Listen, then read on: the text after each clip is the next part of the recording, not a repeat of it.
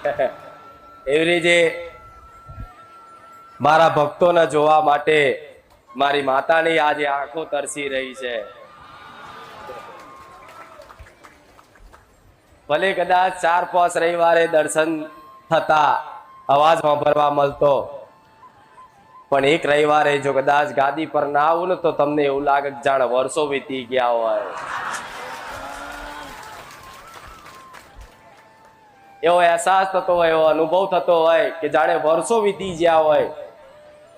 માતાજીને જોયા વગર જાણે હજારો વર્ષો થઈ ગયા હોય. અંદરથી એવી એક વેદના ઉત્પન્ન થાય કે કઈ નહીં મારી, તારા ધામે આવીએ છીએ, તારા પારે આવીએ છીએ, કોઈ પણ જાતનું દુઃખ લઈને આવીએ છીએ, પણ માં અમારા દુઃખનું નિવારણ